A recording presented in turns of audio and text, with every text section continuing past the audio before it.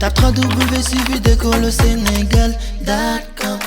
À École au Sénégal, c'est facile, tu n'as qu'à te connecter. Tape École au Sénégal, les leçons sont beaucoup plus détaillées. Bonjour chers élèves, donc nous revenons aujourd'hui pour un autre chapitre en activité géométrique.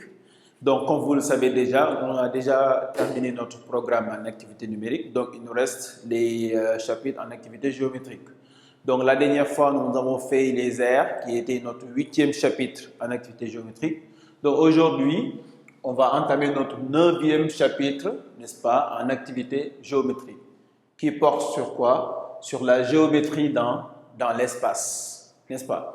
Donc lorsqu'on parle de géométrie dans l'espace, ça veut dire qu'on va aller dans la géométrie des solides, n'est-ce pas? Donc dans ce chapitre, on va étudier à peu près 3 chapitres, n'est-ce pas? Et en particulier, on va étudier 3 solides, d'autant pour moi. Et en remarque, on va voir un autre solide qui ressemble au premier qu'on va voir tout de suite, n'est-ce pas? Maintenant, d'abord, on va énumérer le premier solide, n'est-ce pas, qu'on voit dans la géométrie dans l'espace, qui est le parallélépipède rectangle ou pavé droit. On l'appelle aussi pavé droit, n'est-ce pas? Donc, qu'est-ce que cela veut dire le parallélépipède rectangle? On l'a déjà vu lors du premier chapitre de géométrie, si vous vous souvenez, n'est-ce pas? Lorsqu'on avait étudié les différentes parties d'un solide, d'un parallélépipède rectangle, donc on l'a déjà vu, donc c'est ça qu'on appelle un parallélépipède rectangle, n'est-ce pas? Qui a la forme, n'est-ce pas, de cette éponge-là, on peut dire, n'est-ce pas? Donc, cette éponge-là a la forme d'un parallélépipède rectangle. On peut aussi citer les boîtes d'allumettes, n'est-ce pas? Il y a plusieurs boîtes qui sont comme ça, ou bien les boîtes de craie, n'est-ce pas, ont des formes de parallélépipède rectangle. Donc, ce sont des solides qui ont plusieurs parties qu'on a déjà vues dans la première leçon, n'est-ce pas? On va y revenir aujourd'hui et on va voir d'autres aussi particularités de ces solides, n'est-ce pas?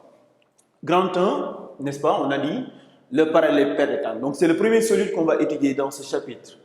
Petit 1, activité. Comme d'habitude, n'est-ce pas, on introduit toujours avec une activité. Soit IJKL MNOP, un parallélépipède rectangle. Donc, c'est ce solide-là, cette figure qu'on a représentée ici, n'est-ce pas? Petit a, donc on t'a donné cette figure et on pose des questions. Cite 2 faces de la figure ayant en commun, on a dit 2 faces, ayant en commun l'arête MP. Donc, si vous vous souvenez, ces mots-là, on l'a déjà vu lors du premier chapitre. Donc, on va y revenir tout de suite. Qu'est-ce que ça veut dire face et aussi qu'est-ce que ça veut dire arête. Petit b, cite 3 faces du pavé droit, ça veut dire du parallélépipède rectangle, ayant en commun le sommet J. N'est-ce pas? Ça veut dire 3 faces qui ont en commun le sommet J. Et enfin, petit c, cite 4 droites perpendiculaires à la droite JN. 4 droites qui sont perpendiculaires à la droite JN, n'est-ce pas? Et ensuite, la dernière question, D, quelle est la position des droites MN et OK?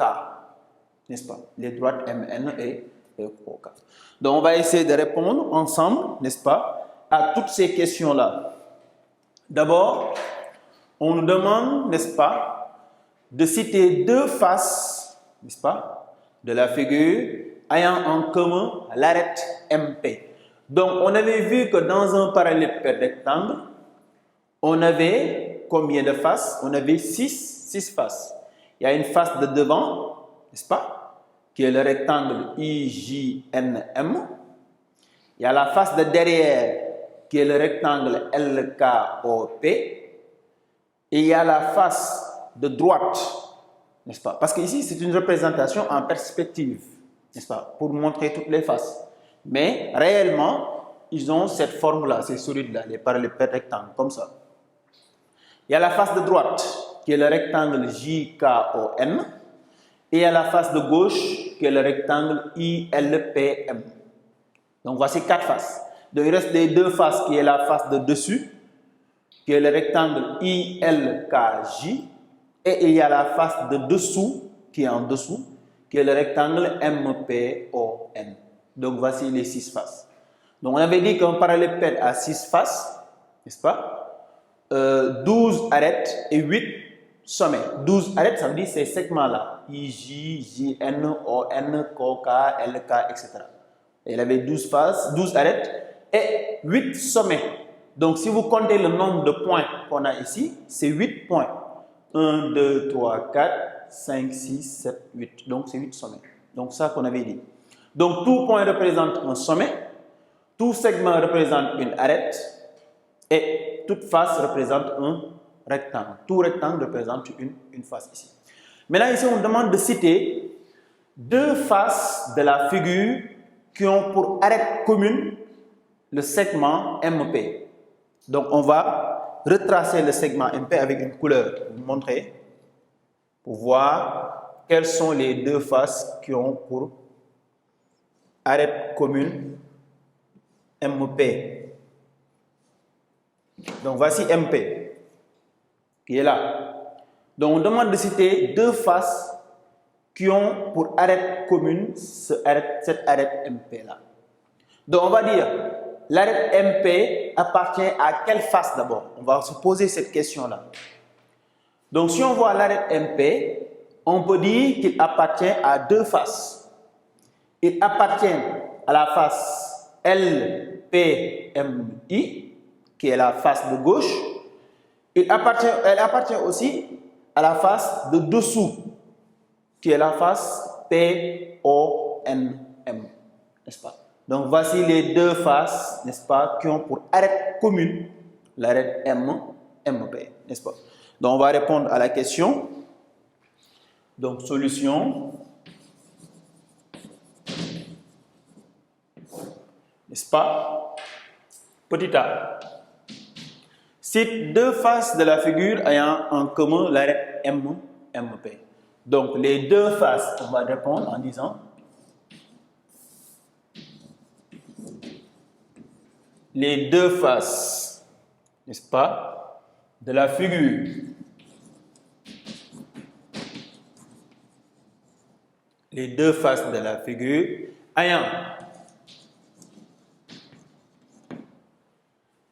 en commun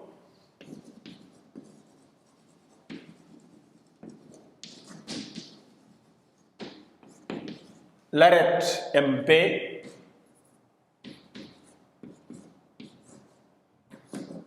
ayant en commun l'arête MP sont,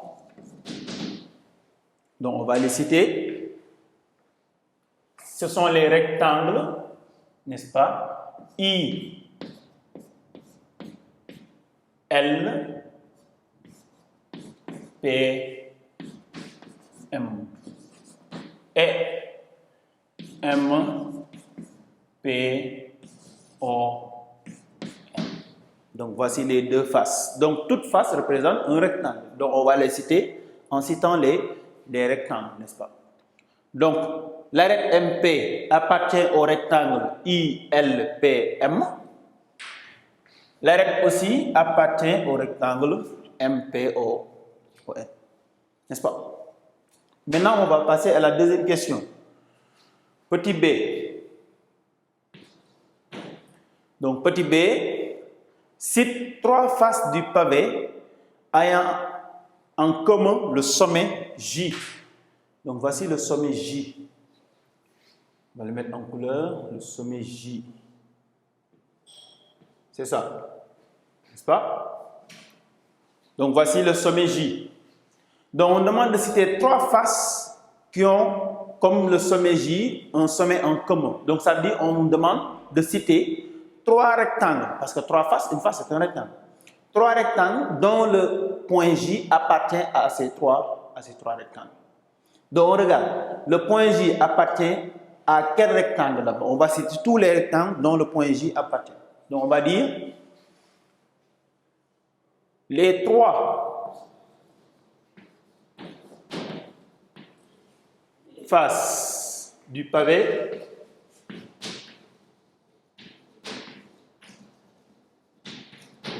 droit ayant en commun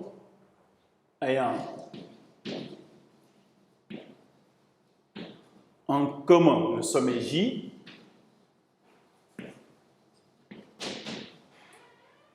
sont, donc on va les citer. Donc le point J appartient à quelle face, à quel rectangle? On peut dire la face de dessus, n'est-ce pas? Ça veut dire la face ILKJ, n'est-ce pas? ILKJ. J aussi appartient à quelle face? On peut dire la face de devant, n'est-ce pas? Qui est la face IJNM, ça veut dire rectangle IJNM. Et la troisième face, où le point J appartient aussi, c'est la face de droite, ça veut dire celle qui est à droite, qui est la face JKON. JKON.